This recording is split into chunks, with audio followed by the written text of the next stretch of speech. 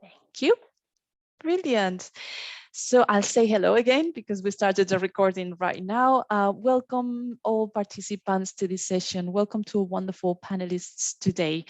We have a quite full session where we're going to hear from a lot of our colleagues in different sectors and clusters in humanitarian action. The reason why we wanted to bring so many of our colleagues is because for so long, we've been advocating that MHPSS is not an area that needs to stand alone, to be working on its own, but it's an area that has to be multi-sectoral and to work with all of our colleagues from multiple clusters and sectors.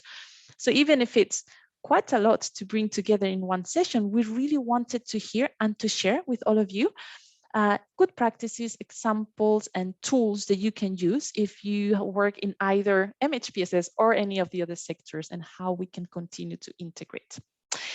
My name is Carmen Valle. I didn't say that. I am the co-chair of the Interagency Standing Committee Reference Group for MHPSS in Emergencies, and I work at the Psychosocial Center of Reference for the IFRC. Greetings also on behalf of my colleague and co-chair from the World Health Organization, Fahmi Hanna, who is right now in another session, in another webinar today.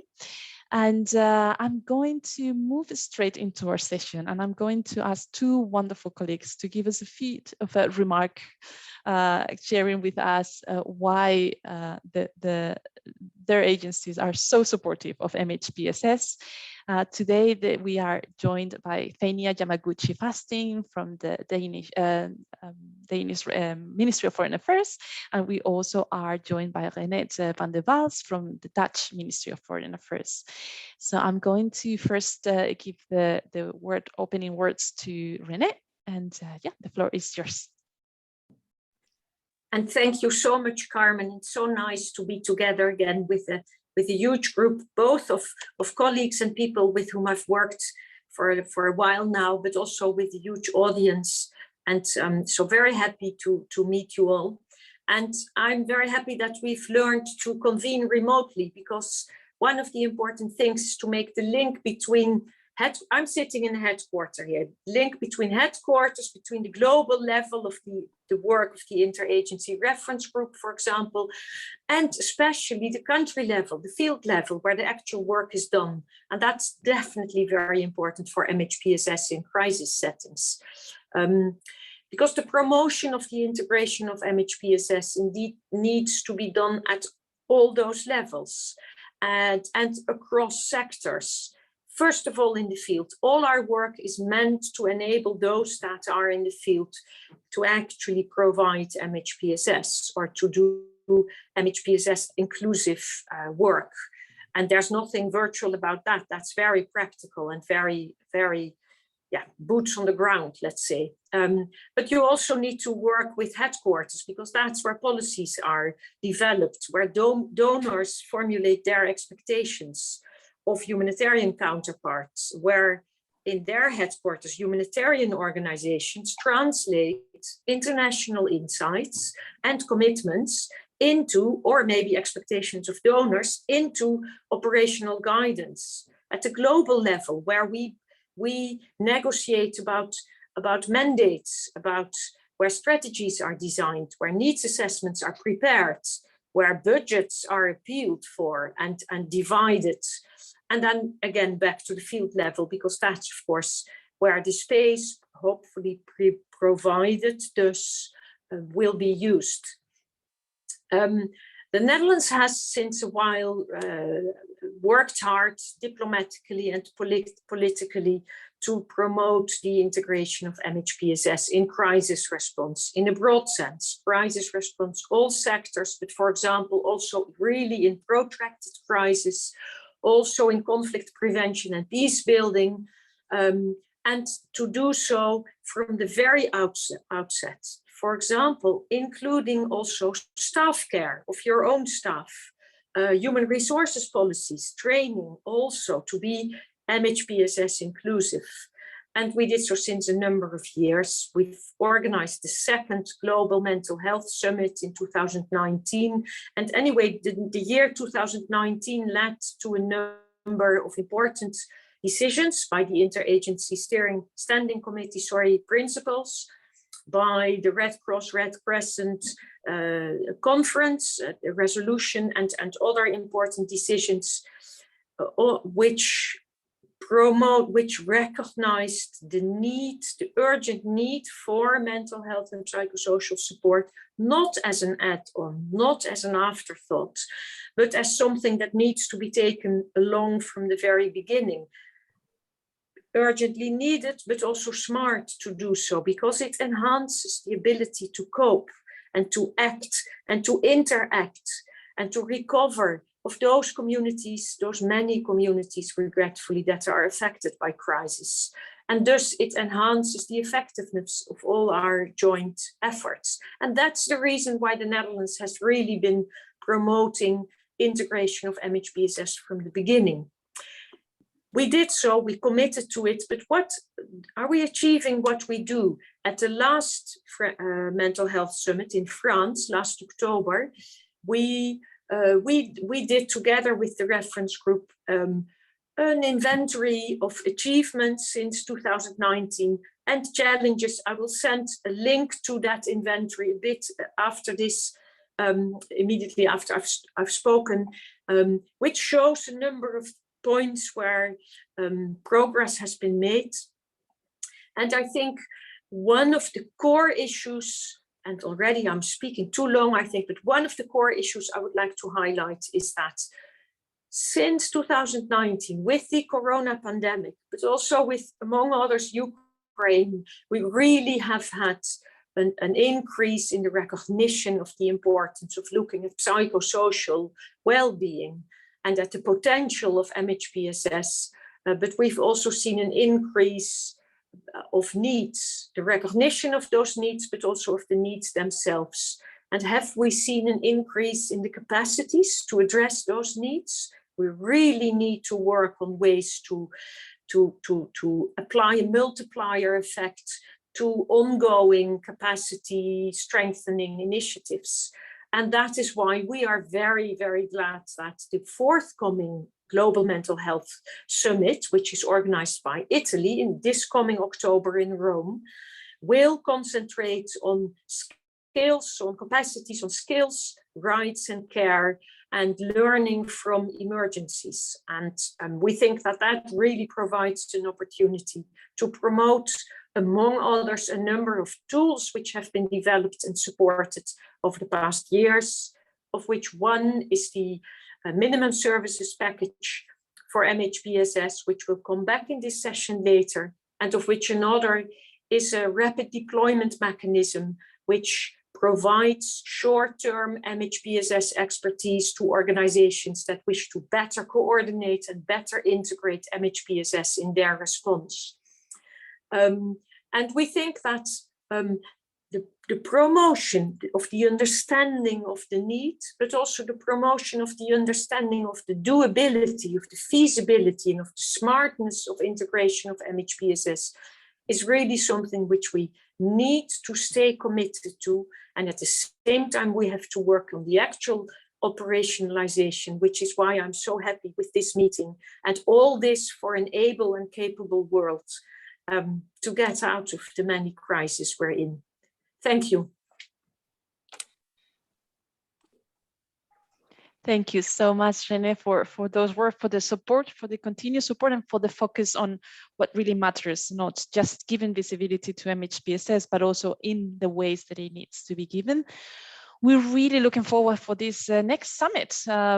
We've been coming together annually for some time now, and it's always been a push for what we do. So we really are looking forward to convene once more in Rome, and we will be sharing, I'll share the achievements that you were mentioning in the chat, and we will be sharing the leaflet of the summit coming up soon. Thank you so much, Renee, for your contribution today. And from Renee, I would like to pass and give the word to our colleague from Denmark, the country that hosts the Psychosocial Center of Reference of the IFRC. And on behalf of the Ministry of Foreign Affairs, Fenia Yamaguchi-Fastin, the floor is yours. Thank you so much. Thank you so much to all of you.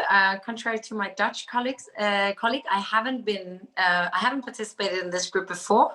I recently returned to headquarters after many years in the field.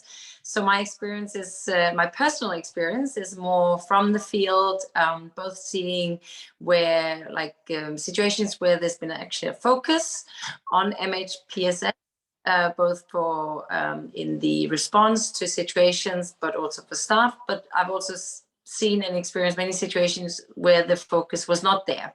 Mm-hmm. So that's a little bit my background from many different humanitarian crises around the world.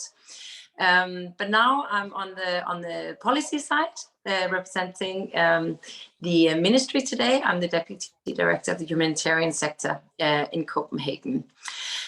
So first of all, thank you to the reference group for organizing this discussion today. I've been looking very much forward to participating and to listening and learning.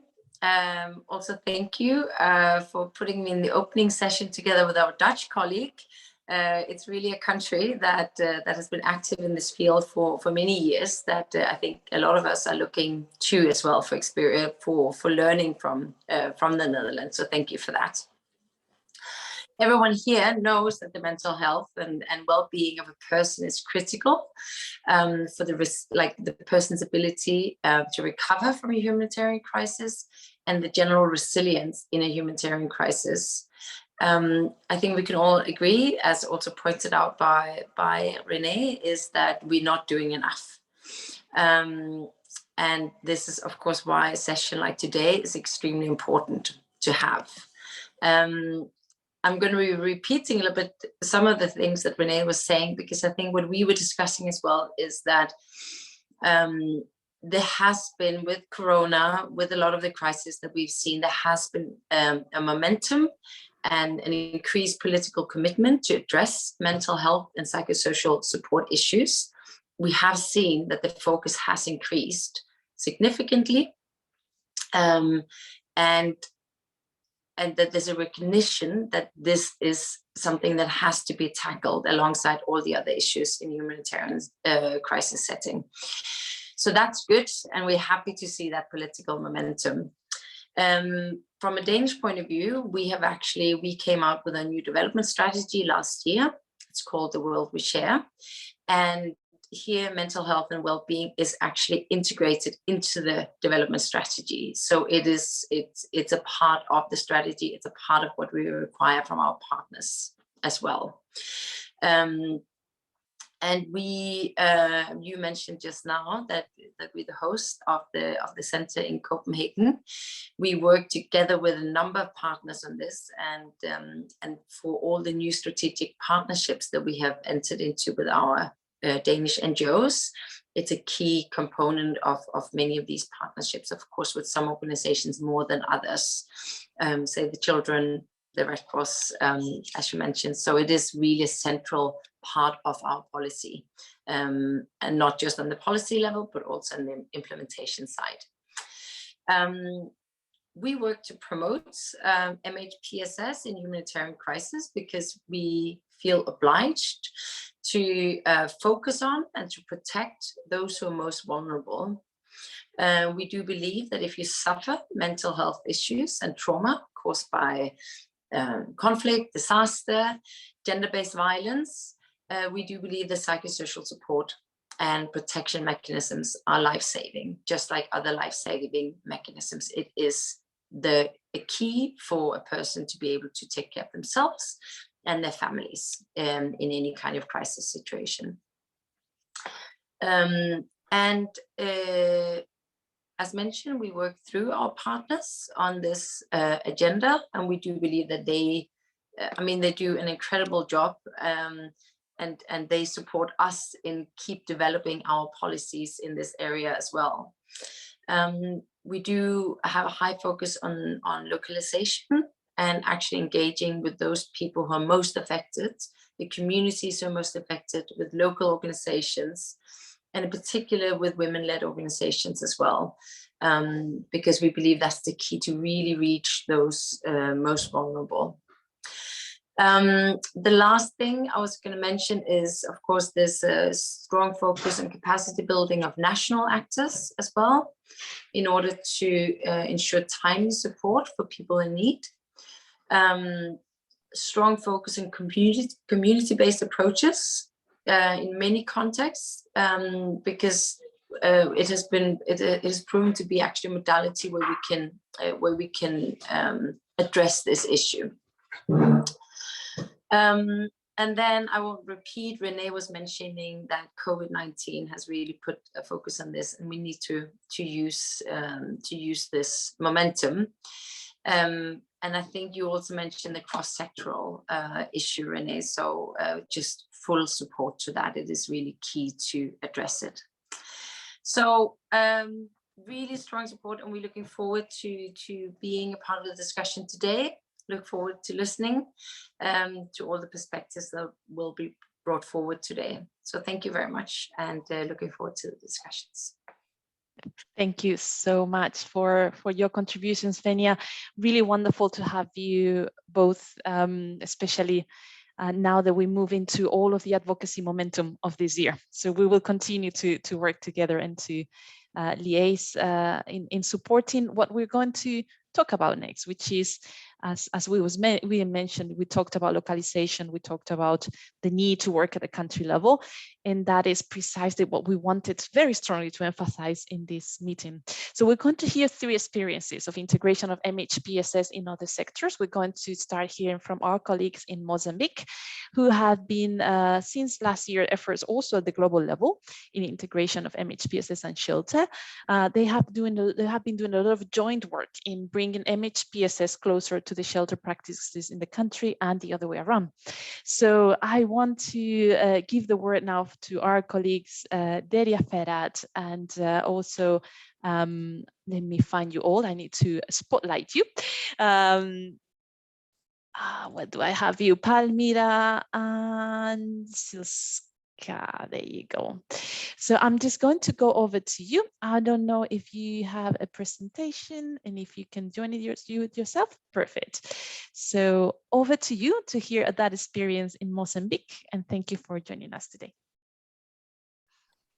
Thank you very much for the opportunity, and thank you everyone. It's really amazing to see that many people. I'm going to share my screen very quickly. Hopefully I can manage that. Thank you. We can see it now. Okay. Thank you so much. So let me check my time so I won't move beyond. My name is Deria Ferhat. I'm the program manager for IOM's mental health and protection program. I am here today because the co-chair is out of the office, and we wanted to make sure that we still have this presentation and be agreed with the shelter cluster coordinator to do this presentation. So today, mostly I will talk, and then Siska and Palmira will share their insights and also inputs about the MHPSS mainstreaming in their sector. So very quickly, we established the technical working group last year in January, co-chaired by IM and UNICEF and government as well. So when we established it, we used the intersectoral modality, which is now being globally implemented. So basically, we are not connected to any specific cluster, but we are there to support all clusters. So as a pilot of this approach, we had some discussions with non-conventional sectors, including shelter NFI cluster and CCCM cluster. So in line with that, we planned a training with shelter NFI cluster. The technical working group conducted this training. Basically, in this training, we trained frontline workers of shelter NFI sector. I think there were different people from 10 organizations, and during this, of course, we provided information on basic mental health considerations. Also, Save the Children kindly organized a session on how to communicate with children, how to involve them in shelter NFI implementations. So during the good part of this training was that we were able to define some action points, just to make sure that this integration, this mainstreaming is in place. So to do so, we actually used the Interagency Standing Committee's key actions. So what we did, first, we went through all action points together with the frontline workers as well as the cluster coordinators, just to see which of these are in place and which one we need to support the sector to improve. I won't go through all of them. There are 8 action points, and I'm sure most of you are familiar with that. So I just want to move towards what we found during this discussion. So basically, when we look at the 8 steps, we noticed that more than 60% of these key actions are already being implemented by the partners. This was a very good news for both sectors, I believe. Then we had specific actions that are not fully in place, or at least that was the feedback, which was later verified. So I put them here because they are very much related to what we try to do and what actually is missing. So when we look at the action 6, it is more about creating shelters, spaces that promote the privacy, that promotes enough space for everyone, particularly women and girls who are among the most vulnerable and most prone to the violence, which is an important matter for mental health. So for this, every organization in the training agreed that we need to have better shelter arrangements, while for NFI implementations, this is already in place, but for shelter, it's important to put this in place. However, Mozambique is not the biggest emergency, which is good and bad. Bad because we don't have enough funds to build proper big houses. So the shelter colleagues, of course, they are the expert. They know the structures and the types of shelters better, but within the funding issues, it was the organizations, the partners mentioned that they are really willing to implement this, but there is this structural change and structural challenge, sorry.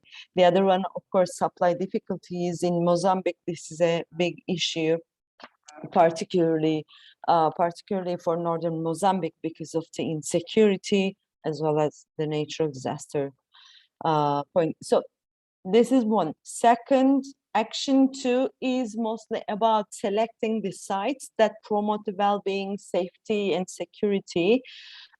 This is partially implemented because in northern Mozambique and in Mozambique in general, we work with the government, and the government is one of the biggest partners we have here, and we cooperate with them. Again, Cisco and Palmyra are the technical people. They can give you extra details on that. So they are actually the ones somehow appointing the site location, working with very closely with CCTM cluster as well to identify this. So it is not always up to humanitarian partners to select or to ensure. But what we agreed during the training is that yes, we should still consider this as a challenge, but we need to continue advocate to have more say on this, or to at least guide the government authorities, which has been received very positively as far as we could observe. So last one is about documentation, registration. This is also a very political matter in Mozambique. documentation of IDPs, and the frontline workers were quite excited to see if we can support them to put this action in place. But again, this is not directly related to mental health, and we know that Shelter NFI partners, they have their own system. But again, this is a very political discussion here. So these were the actions we mostly discussed, and in line with that, we agreed on some key actions, and we had to clarify our technical support as well. That's why, for example, for documentation and registration, we clarify that although it is an important key action to ensure well-being of the affected populations, it does not mean that it's us to take the actions or to enhance the situation. So, so we agreed that we will continue this cooperation. The other important part was the frontline workers, the agencies. They wanted to know more about the referral mechanism regarding mental health and psychosocial support. It doesn't need to be specialized.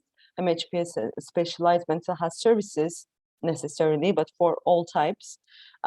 This has been quite a challenge in northern Mozambique, but we are working on that, and Anna has already cooperated with other sectors as well to enhance this. I think under these action points, one of the biggest part of the work we did on behalf of technical working group was advocacy. So we had a couple of donor engagements specifically, and we had whenever we have this chance, we try to explain how other conditions are affecting mental health. And during all this discussion, we did quite a lot of advocacy with the donor community as well as with the government to highlight the need for more bigger, but maybe more thought through shelter solutions. Because again, this was the biggest worry of the workers. And I think it was an interesting session because we could also see the frustrations as well as the worries of the humanitarian workers there as well. So it was an important time to observe the mental health needs of humanitarian workers as well. So anyways, during all these discussions, they were very much focusing on this. So we continue, we did a couple of sessions with donors to explain this, to highlight the need for more funding for shelter solutions, which is a way to promote well-being as well. And another action point was the conducting joint community empowerment activities to motivate the community to build their own shelters. Again, Siska and Palmyra are better placed to explain this, but here in northern Mozambique, we are implementing some cash for work solutions, or we are involving the communities, households to build the houses together, so we can actually avoid the culture of dependency, as well as we can make sure that they are involved in this process. So it was agreed that there would be some joint field visits. The co-chair conducted a couple of field visits and met with some of the frontline workers, attended the training. We did some follow-ups, but in future we need to extend this. So I think there are two important challenges in Mhpss and Shelter NFI integration. First one is that northern Mozambique, or in Mozambique in general, there's a continuous state of emergency. Every year, unfortunately, the communities are affected by a new cyclone. For example, the last one happened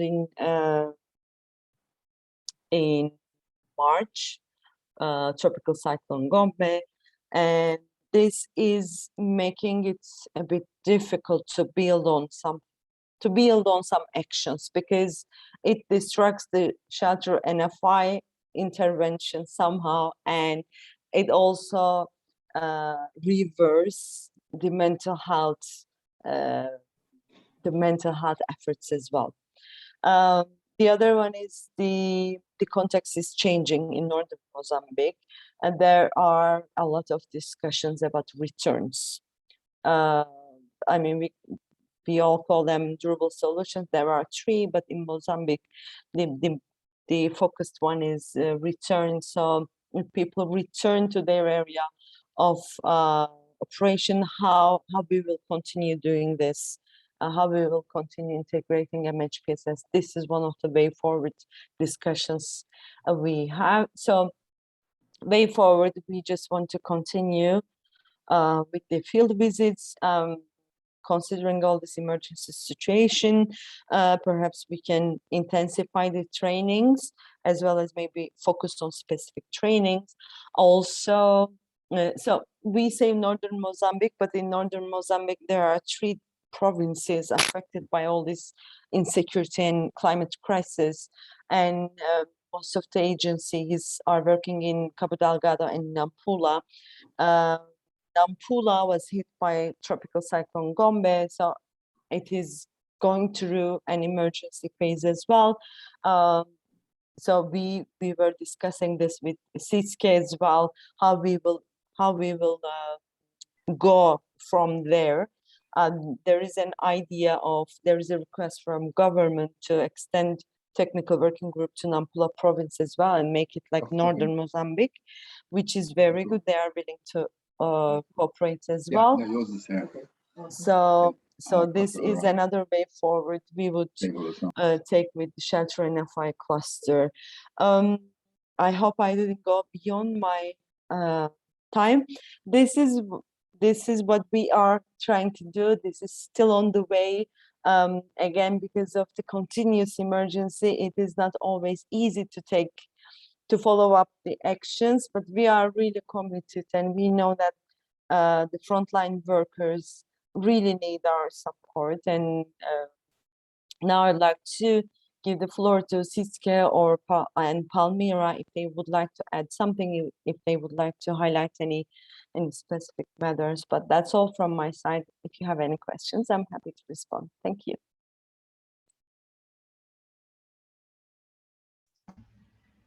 Thank you so much, Daria, for that wonderful presentation and for the excellent work that is being done. Yeah, I wonder as well if Palmira or CISCE have any remarks at this point they would like to add. We are a little bit over time, but please, it would be wonderful to hear from your side as well. Yes, thank you. I will not take too much of your time. So my name is CISCE. I'm currently the Shelter Cluster Coordinator. Palmira is the Shelter Cluster Assistant. We both work in the same area, like northern Mozambique, where we have around 11 active partners of the HRP of this year. And last year, 6 partners have been trained, frontline workers. And we believe this is very important because they are the ones on a day-to-day basis seeing and witnessing protection issues, dignity issues, health and security issues, where they would like to have like a platform or a way to express this and refer. So we see a strong linkage with Mhpss and PSS and a way forward to joint visits. So not to only look at the technical aspects on identification of those vulnerable families that should get shelter or NFI assistance, but also to see beyond that, how can we provide better protection and ensure the dignity of people in a situation where certain sites are becoming extremely overcrowded in a short period of time due to the instability and sometimes quite rapid influxes that are unpredictable, I would say. certain sites that are not managed well, that are spontaneous sites, where you can really see that protection issues are not addressed or not properly addressed. And then as a shelter cluster coordinator, we can sometimes hear about it, but the frontline workers are the ones that witness this at first hand.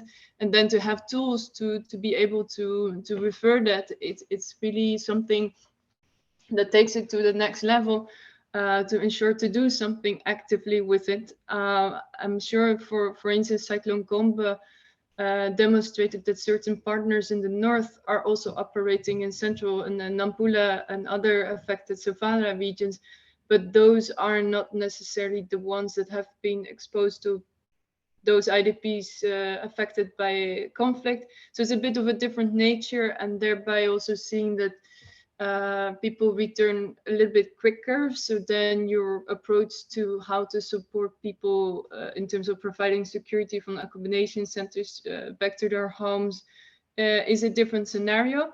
But the essence is actually the same. We all want to work together because we know that as a shelter cluster, we cannot do everything, but we can witness certain things that we would like to address jointly, let's say. And I think Palmira might be able to add some flavor to this story because she's the one more frequently in the field, understanding more the local cultures and having the connections with government officials as well, to be able to also share it not only within our own humanitarian world, or let's say bubble, but to see how this can be addressed on a different level as well, with this more institutional, let's say. So I don't know if Palmira, she's here, and I think if she has anything to add will be very great. If there's any questions to Daria or to me, we will be happy to answer those. Wonderful. We're going to ask our colleague Palmira if any contribution, to make it as quick as possible because we're quite over time. What I'm going to ask the participants is please use the chat, because our colleagues are staying in the call and they can respond to your questions and share anything else that might need to share in the chat. So please don't be shy with it. Just ask questions and continue the conversation on the chat. Palmira, I don't know if you have any final remarks. Thank you so much for this opportunity. So I would like to say that the MHPSS support is essential for IDPs, even for host community. Some of IDPs that we are working with them, they are reporting that they still remind the event that happened in the origin's place. So it's fine to have MHPSS support, and we are integrated MHPSS activity during community engagement process. We are working together. So it's good to have this support and to understand the technical stuff in the field, that the MHPSS is not about the beneficial, but all of us as humanitarian actor and our beneficiaries. So it's fine. Thank you so much. Thank you so much, and congratulations, colleague, for doing such a wonderful work in integrating MHPSS in such an essential area as shelter. Where we live makes such a difference on how we feel. We all know that about our homes, so that joint work, which we will hear a bit more later from the Global Shelter Cluster as well. So thank you so much, colleagues, for those presentations, and from Mozambique all the way into Latin America and Venezuela, where our colleagues have been integrating MHPSS, in this case within child protection and education efforts. So I'm going to give the word over to our colleagues Carmen and Casey, who are going to be presenting on the work that has been done in Venezuela in the past few years. Over to you, colleagues.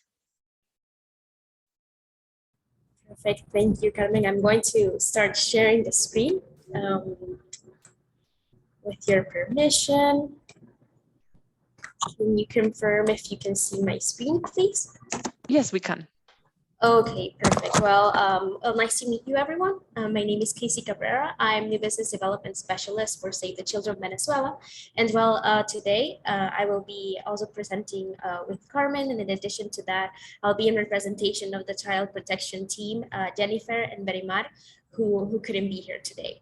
So in general, as it was mentioned by Carmen, this presentation is more about the interconnectedness that has been between the education sector and MHPSS. And first, as rebuilding that social fabric around the school, right? Where we use the school as a starting point. So in general, just to give a quick overview, of course, of the levels of the emergency response and how MHPSS fits in, we see that on the first level that represents basic services and security, the MHPSS response is mostly with regards to promoting that these services are established with responsible actors, documentation of the impact on mental health, and of course, influence humanitarian actors to deliver them in a safe, dignified, and socially, culturally appropriate way. And I mentioned this because it's going to be a pillar of what we mentioned of the work that Save the Children has done as integration with education. And then with the second pillar, that is the pillar of community and family support. It goes to the smaller number of people who are able to keep their mental health and psychosocial well-being if they are helped to access key community and family support. This includes of course, family tracing, unification on a general sense, of course, educational activities, livelihood activities in general. Now, for the third level, that represents the necessary for support for a focus for an even smaller number of people who require more specific individual that can be supported by trained and supervised workers. And for example, gender-based violence survivors may need a combination of emotional and livelihood support from community workers. This layer also includes psychological first aid and basic mental health management by primary healthcare workers. And of course, the final pillar that represents the additional support required by a small percentage of people whose suffering, despite increased support, may have significant difficulties for their basic daily functioning. And this may include psychological or psychiatric support with people with serious mental health disorders.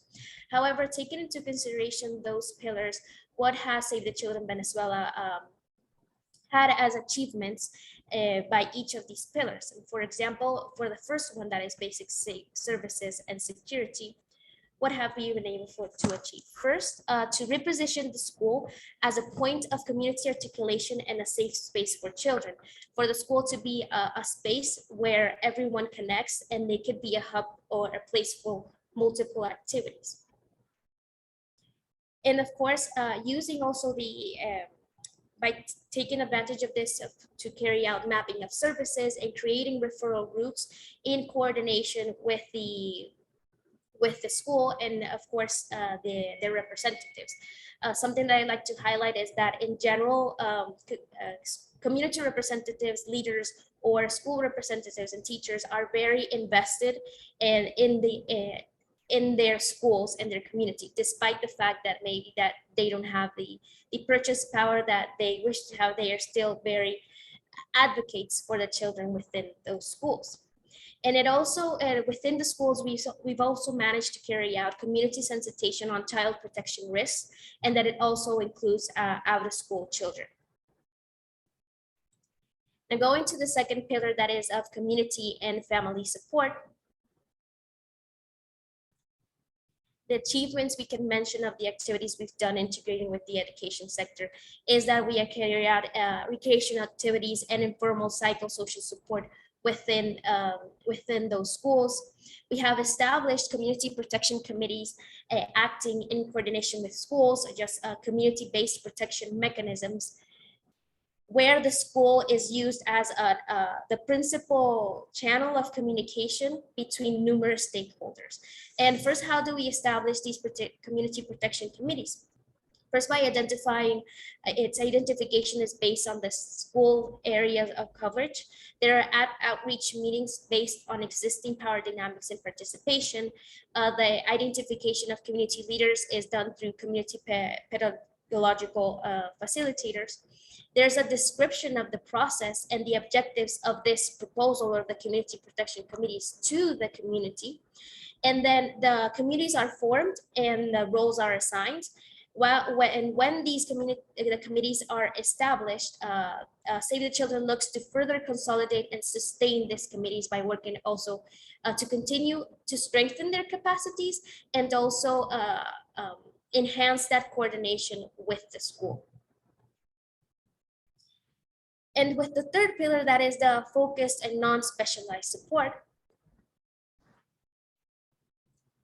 I'd like to mention that SAFE has one of the principal achievements in this pillar is that the school has been a channel for the identification of protection risks and referral of cases. For example, we have a project that is with Ego Donor, where we use although it's an educational education project, it's also a protection one. So the school has been a strong place for protection risk identification and case identification. In addition, in the schools, we have established friendly spaces as a place for the integration of children out of school, for example. In addition to carrying out incidents on behavioral changes in parenting patterns in mothers, fathers, caregivers, and positive discipline in teachers and education staff as part of our trainings, while also case management and primary psychosocial support is carried out. And as I mentioned in the first one, we carried out psychological first aid, and caseworkers are trained in this in addition to community members. And of course, managing the development of social emotional skills from the classroom and at home. And for this, I'd like to show you some of the materials we use, although it's a source from El Salvador, we use them in Venezuela too, of the materials we give to either caregivers or children to manage their social emotional competencies, to strengthen them, or to use them at home, to use them either at school or at home. For children, if you can see here, each of the materials have different age ranges, and for children and for parents, there are different sort of materials too.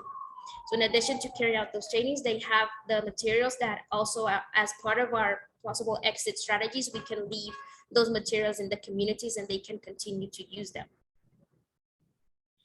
And with regards to the friendly spaces, if you have any doubts on how we establish them, first, we define the location within the school where we're going to establish those friendly spaces. We prepare that physical space, either by carrying out minor repairments or giving tables or chairs for the children, toys, and materials. The facilitators that are there are trained to carry out those friendly spaces. There's an establishment of selection criteria according to the context and the needs of that specific school and community. And when it is finalized, there is an opening campaign. There's a definition of work strategies according to the needs of particular attention. Friendly routes are established. And when these are established, of course, we continue to consolidate and sustain them and train the community onto how they can maintain their friendly spaces, even if Save the Children or our partners are there or not. And finally, with regards to specialized services, people that need a little bit more specialized help, with regards to achievements, we can mention is that we have individual psychological support through trained psychologists and have referral groups established in a case that a specific case needs a psychiatric support. And we have relationship with specialized organizations. In addition to carrying out community, when we carry out community intervention, we consider if previous work with local organizations has been done. And even if we have psychological support carried out from us directly from Save the Children, we do it through partners too that are specialized in psychosocial support, such as Fundana. And finally, with regards to this pillar, I like to mention an experience that Save the Children has had with the International Medical Corps in the Petare Parish, Miranda State. And just to give you a little bit of context, on that occasion, Save the Children was working in a school in this parish, while the IMC maintained in a community kitchen, they maintained a fixed center for specialized attention.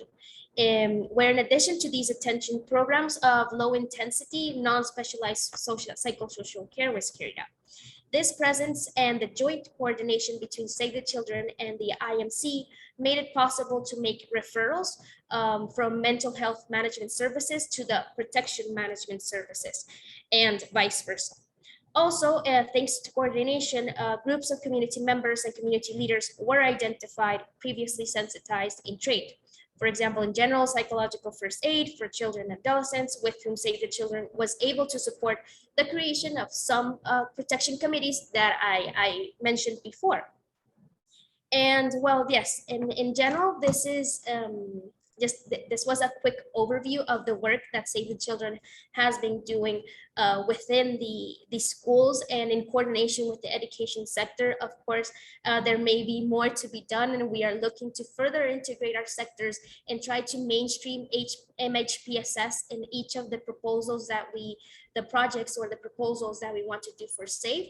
And well, of course, we appreciate the coordination with other local organizations and the support of organizations such as the IMC. And well, that has been all from our side. And I'd like to thank you for this, and also show to you, I forgot about these pictures, some of the activities we carried out within the communities, and these are in schools, but this is a protection officer from SAFE. So here, children within the friendly spaces that are within the schools, these are Fe Alegría schools. And well, thank you for this, and then for this space and giving us this opportunity. And of course, I'd like Thank you so much to Carmen. Thank you, Casey. That is an excellent presentation, and indeed we will go directly to our colleague Carmen. Those pictures bring me a little bit back to Venezuela, which is a wonderful country. I hope to visit again. Over to our colleague from International Medical Corps, Carmen. Over to you.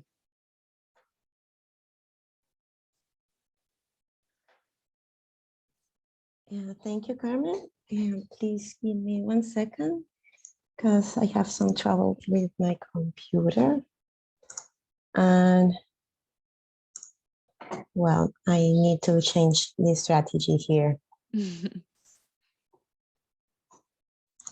Yeah, that is perfect. I don't know. We can see now. Oh, it keeps on dropping. Maybe. Yeah, it's because I have some trouble with the internet connection. I know I have a few time to talk about it. Yeah, I think. Yeah, can you see a presentation or a document of work? We don't seem to be able to see it. It seems to only say that you're sharing, but we can't really see it. Meanwhile, I also want to point Casey and our colleagues to the chat, where some interesting comments and questions are being made, so for you to go back to them. But Carmen, I don't think I can't see your screen. It says you're sharing, but yeah. And also in the interest of time, because we're quite behind, I wonder if it's possible to move ahead without it. Yeah, sure. Well, next, I would like to share with all of you from Venezuela Education Cluster, the new way of working. The new way of working is a call to humanitarian and development actors, public and private institutions, organizations, and agencies from different sectors to work together. This call is an action promoted by Education Cluster, jointly with the different clusters and areas of responsibility in Venezuela. Its general objective is organize the reflections of joint work in the country towards an integrated programming based on the achievement of collective results, including the agreement established together with the cluster of health protection and child protection and GBV areas of responsibility around mental health, psychosocial support, and socio-emotional learning.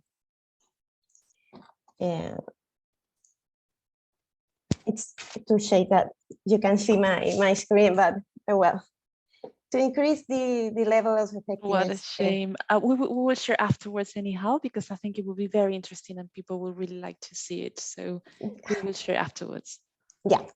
So to minimize available resources, mobilize several actors around common goals, and that the population has access to comprehensive range of activities, the intersectoral lines were incorporated as innovation of the HRP 2022-2023. And these lines are mental health, psychosocial support, and social-emotional learning, durable solutions, schools, health centers, and community centers, comprehensive development of children and adolescents, disaster risk management, and livelihoods. These established intersectoral lines respond to the specific objective of the HRP and feed of the understanding of the geographical converge of services, the establishment of integrated programming, and the converge of collective results and institutional complementarity, such as those exposed by Casey in Save the Children.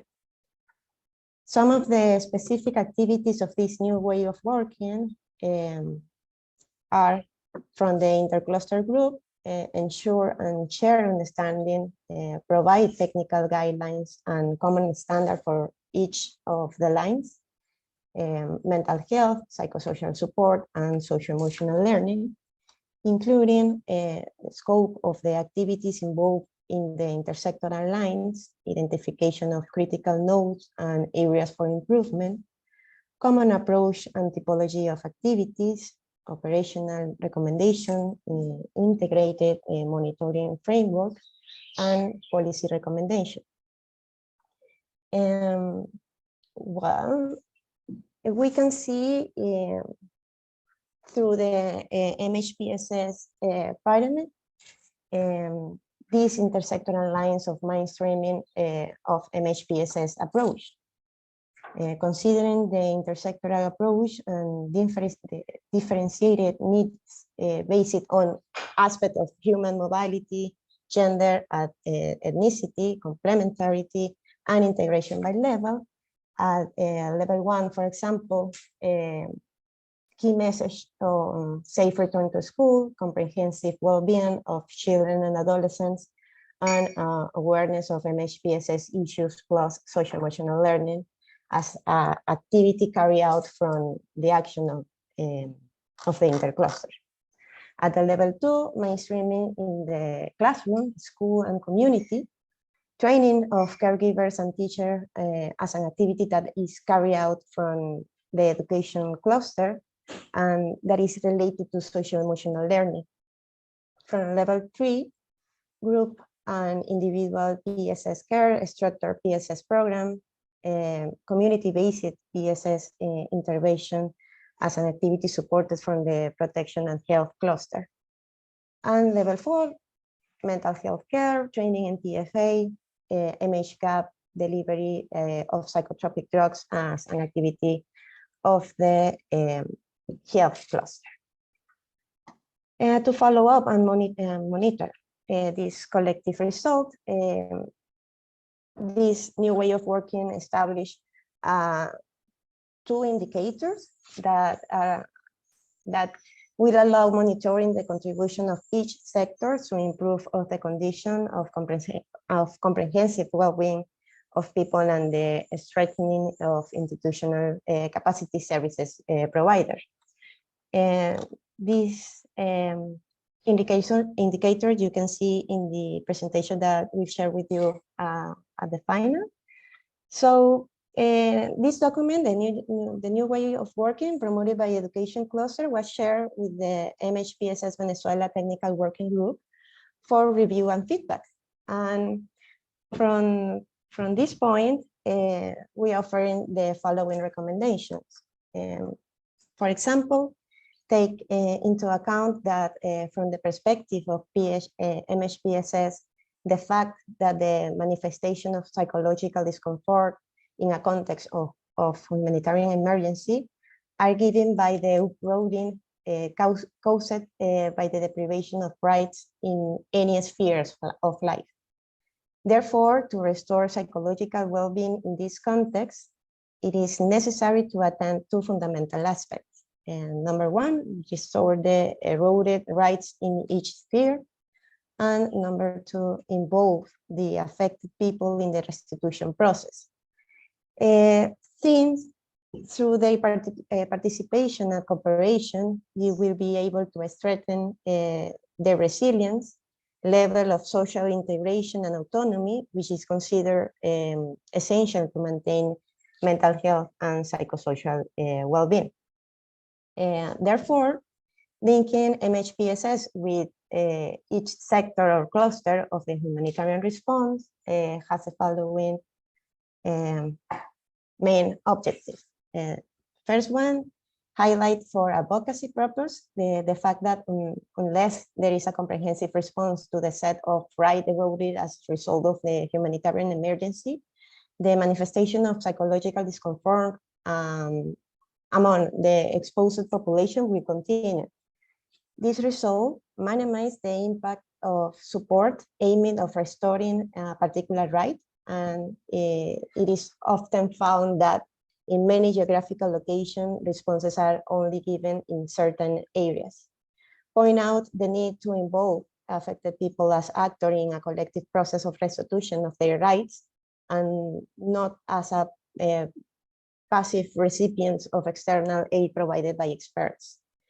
Facilitate the interconnection between action planned or undertaken in different sectors to ensure that the results obtained by each action are mutually reinforcing. And another suggestion given about the document is include PFA's activity from level 1 of the pyramid and not leave it exclusively at the most specialized level, and check whether the activities listed in the level 3 of the pyramid correspond to that level or to level number 2, taking into account that PSS activities in level 3 must be carried out by paraprofessionals or professionals under the supervision of a professional trained in PSS. And that's it. Thank you so much, Carmen, for the opportunity, and thanks, everyone. Thank you so much, Carmen, and thank you, Casey, for those efforts. I can definitely say that what's happening in Venezuela in terms of bringing together all sectors involved in MHPSS is really fantastic work.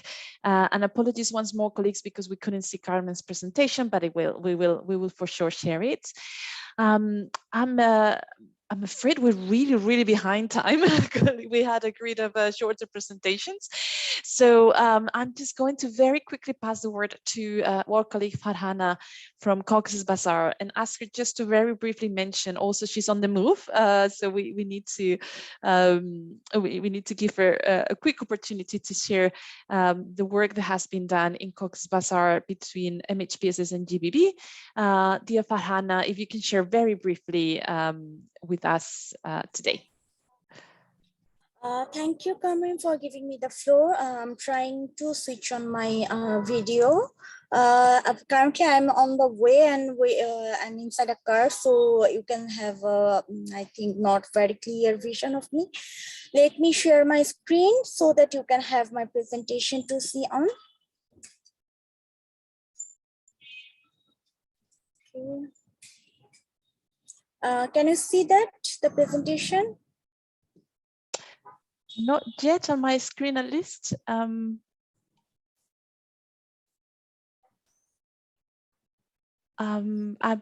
I wonder if you can just go ahead and share briefly, maybe what you can. Yeah, fine too in terms of achieving the time.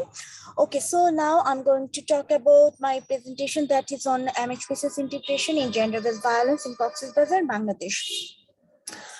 So in Cox's Bazar, currently around 1 million individuals are residing in the Rohingya camps in Cox's Bazar, where in end of the 2021, there was 80% of the survivors are Rohingya refugee and 20% are from the host community reported of the gender-based violence.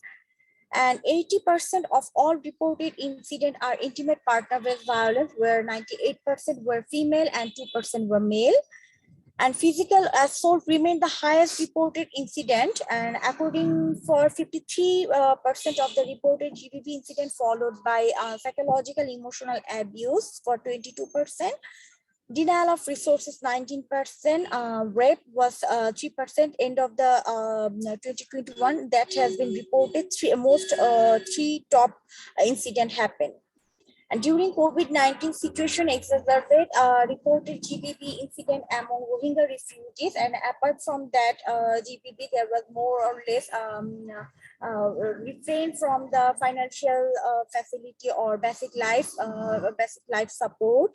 And then shelter, lack of shelter was another issues for gender-based violence like that. And according to the refugee and host communities, early marriage and dowry system are among the biggest stressor for gender-based violence. Female Rohingya refugees faces heightened difficulties and risk due to the living conditions such as lack of female exclusive latrines, adequate lighting in the camps, life living conditions, that's all. Women in camps faces harassment and the fact that they have less access to labor and therefore to financial means makes them more vulnerable. That is the report from IOM Mhpss assessment on 2021. And the current service provision available, that is 48 actors are currently providing Mhpss services in the camp, whereas 34 GBV actors reporting in providing services for GBV survivors. Mhpss staff is integrated in protection spaces such as safe space for women and girls and shelter for gender-based violence. And Mhpss and GBV teams provide different information related to available services to support individuals and families in making their own choices. This information really more or less related to available shelter support or medical treatment, need for medical treatment, etc. And then common awareness and sensitization session on Mhpss and GBV related topics is being provided for increasing the sensitivity among the community members and make them more aware. And in 2021, we held 3 trainings and workshops for GBV subsector. That is a very close collaboration with Mhpss working group. Where using 2 training modules was been provided to integrate Mhpss into GBV programs designed for the coordinator managers for acquainting them to integrate Mhpss and GBV. And another training was on fundamentals of Mhpss for GBV frontline service providers. That was mainly to how to integrate, how to identify the survivor, assessing their Mhpss state, provide service and linkage them with the comprehensive care. And another workshop was being held on self-care workshop that was for the staff who were providing Mhpss and GBV related services. And our aim was to start building ties and form a line of communication between Mhpss and GBV. Already we have started this activity. And our plan for 2022 as a part of Mhpss integration into GBV, that is a dedicated focal has been appointed from GBV subsector led by UNSPA to strengthen the collaboration with Mhpss, where positions like this are vital to ensure quality and increase capacity in integrated modules. In 2022, Mhpss working group and GBV subsector have planned to provide the below trainings. One will be on psychological first aid for the GBV frontline service provider, basic counseling care for the case workers, integrating Mhpss into GBV programs for GBV program managers and coordinator, and dealing with child GBV survivors for Mhpss active. Those are the training plan we are making on for providing in 2022, and create a platform for sharing practice and learning from each other experience for GBV and Mhpss active. These are my core topics for Mhpss integration into GBV for today's presentation. Thank you to all. If you have any questions related to my presentation or any queries.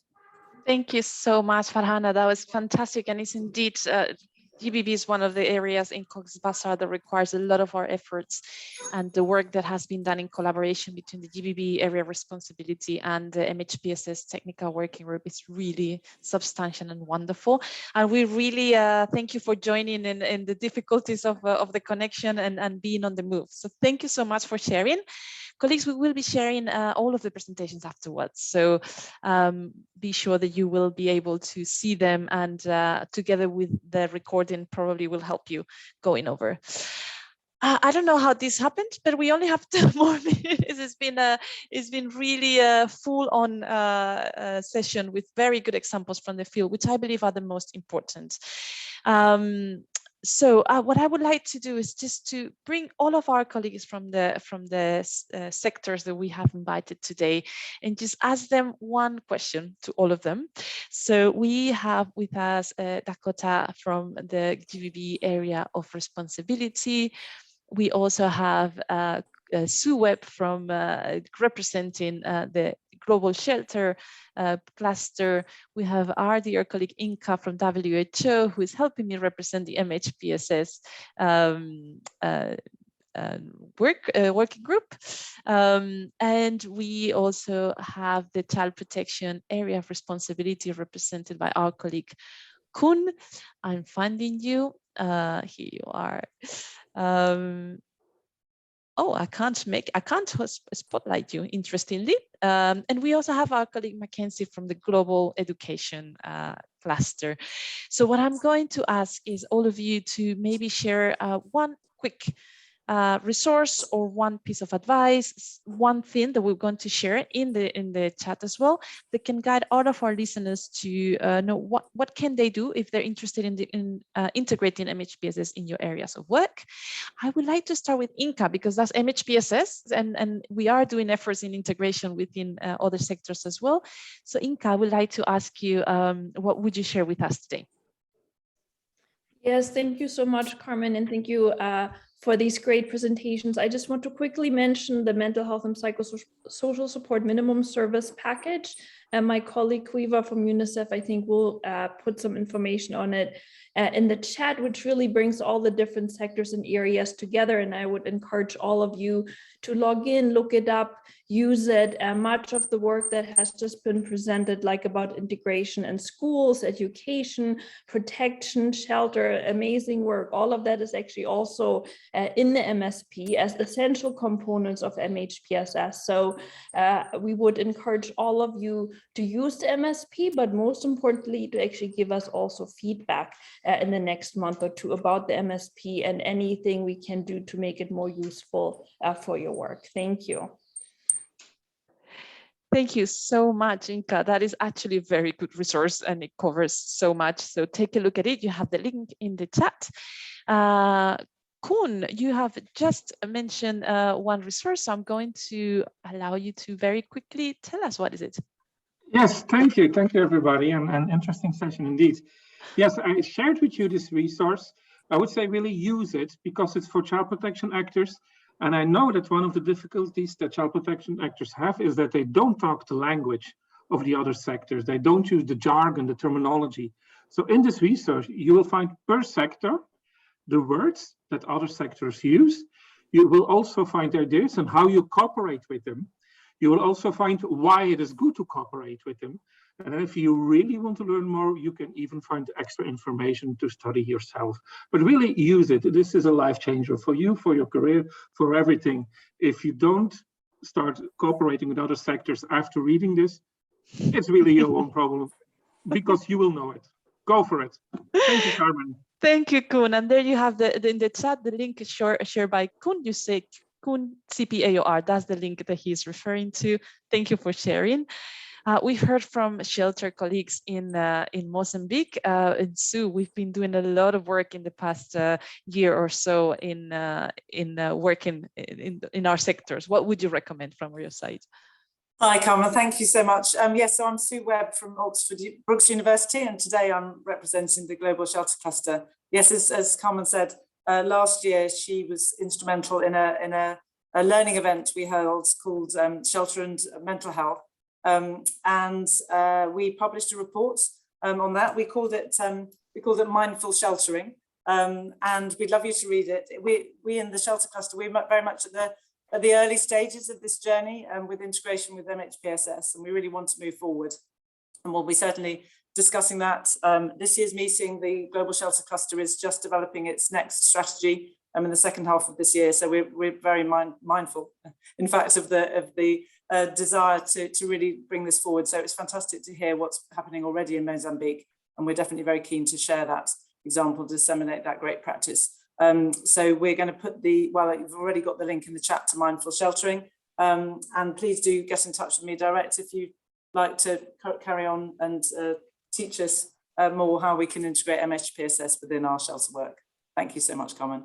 Thank you so much. And just because you just mentioned it, I'm going to put your email address in the chat, knowing that you gave me your consent for that. Thank you. Thank you so much, Sue, because is indeed a lot of work that is being done in our collaboration.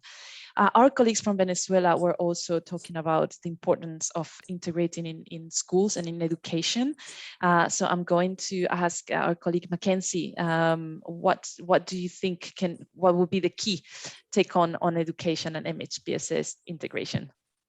Yeah, thank you. And I think many technical resources have been already shared in the chat, but I wanted to flag and recommend also the importance of collaboration between clusters and working groups, because this is the way that we can really amplify or have the multiplier effect that Renee was speaking about at the opening. And in education especially, we do a lot of MHPSS programming, but we need to make that links with the wider MHPSS ecosystem to be able to make sure children have access and can be referred and receive more specialized services. So working with other sectors, especially child protection, health, all other sectors, to figure out roles and responsibilities for how we can deliver kind of comprehensive MHPSS services is really important. So the Global Education Cluster and CPAOR have developed a collaboration framework. It includes a paper on MHPSS to give different options for how, at a sector level, we can work together and make some of those strategic decisions and deliver better MHPSS services to children. Fantastic. Thank you so much. There you have some of the links in the chat as well. And thank you, Mackenzie, for joining us today. I feel like I've invited you all more to listen than to speak today, but I really appreciate it. We were hearing from Cox's Bazar and the importance of integrating MHPSS and GBV. Dakota, the GBV area of responsibility, even has now an MHPSS task team. What would you share with us today as key takeaways? Thank you, Carmen. It's nice to be here. I'll make this quick. I would point everyone to the interagency minimum standards for gender-based violence in emergencies. There's a standard specific to MHPSS and GBV, which I can share in the link here shortly. And then I'll also put some other resources for everyone, as well as my contact and my colleague Saba, who's the co-chair for the MHPSS task team under the GBV AOR. And I'm trying to think, I would just say to reach out to our task team. We're here, we're available to help review resources, to connect you with other subject matter experts, to try to help coordinate. And we'll be working on this as we move forward and sharing more resources. So please feel free to email with any questions or anything, and we'll get back to you, hopefully with some answers. So thank you very much. Thank you so much, Dakota. Those resources are now, and some other that I know you had now shared in the chat. And last but definitely not least, I think definitely COVID-19 has been a big wake up for all of us in terms of MHPSS, and of course in public health emergencies more than ever, we've learned how much we need to integrate and remember that health is also mental health. So I would like to give the word to Donatella from the Global Health Cluster to share with us also your takeaways. Yeah, thank you, Carmen, and I'm happy to be here, even if I'm the last one. But I hope I don't conclude with a negative. I have a negative end. I hope it's not too negative. But I think I don't think that after all this brilliant presentation, I don't need to repeat the value of promoting an integrated approach, including MHPSS. I can perhaps, and this was evidence also, as you said, during the COVID response, and now we see Ukraine, and I don't think we'll stop seeing it. It's probably we have better eye to see it than it was the same before. I will probably provide a couple of examples of where health and mental health, and I speak especially about the global health cluster, have been working together hand in hand. And one is the mental health for frontline workers. I think we have spoken about this, somebody before me. As we have seen, it is critical to address the stressor faced from high intensity work, the dealing with high mortality, lack of resources, as well the lockdown has had a huge impact, and the concern for the staff and their family members. In practice, the Global Health Cluster and MHPSS team developed together ethics during COVID response humanitarian setting guidelines that I shared with you yesterday, Carmen, so if you want reshare, where there is an entire section on MHPSS support to frontline workers. Another example or area where health and mental health have been working together is palliative care, both for patients, family members that assist patients, and providing training to healthcare workers on psychosocial and spiritual care.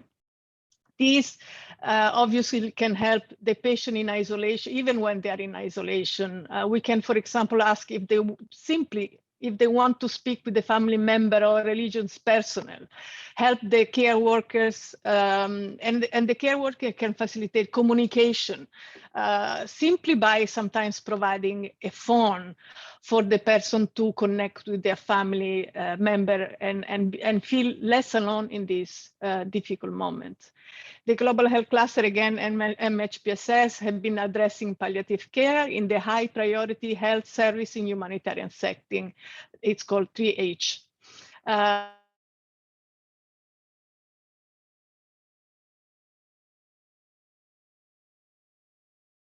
First aid and a guide for field health workers.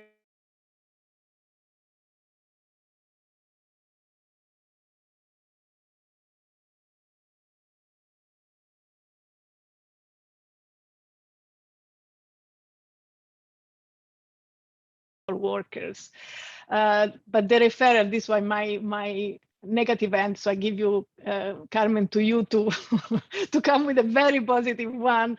We think that there is still a lot of work to do. Referral, integration on psychosocial servicing within the health intervention is still lacking and needs to be strengthened. And here I conclude with a slightly negative way my presentation, and thank you again.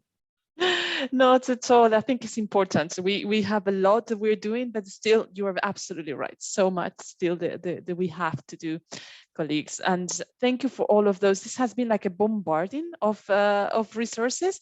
I'm actually going to share one more. Our colleagues from the Mine Action area of responsibility couldn't join us today, but even that area of responsibility has done a lot, and their victim assistance guidelines, which integrate what needs to be done with victims of mine action, integrates also a very strong MHPSS element. So I'm going to share that in the chat as soon as I can find it.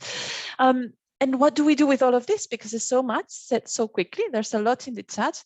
But what we're going to do, as our colleague from the UN, Isabel, from the Interagency Standing Committee Secretariat was saying, this session is part of the bigger number of sessions focusing on inclusion. So in that area of the virtual platform, you can find all of the resources that we're going to have. So we will make one document that actually we hope can serve moving forward to as a key resource on when we look at integration of MHPSS in other sectors. Where do I work? Where do I look? And this would be a first a nice template where you can identify all of these resources shared by all of our colleagues and the global clusters and areas of responsibilities.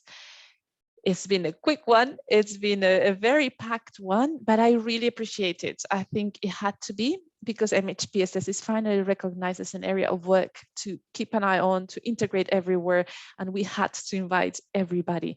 So we really hope it was useful for you, and you can get all of those links shared in the chat and the document where we will put it together with the recording and the presentation. You will be able to go back to this small masterclass on integration.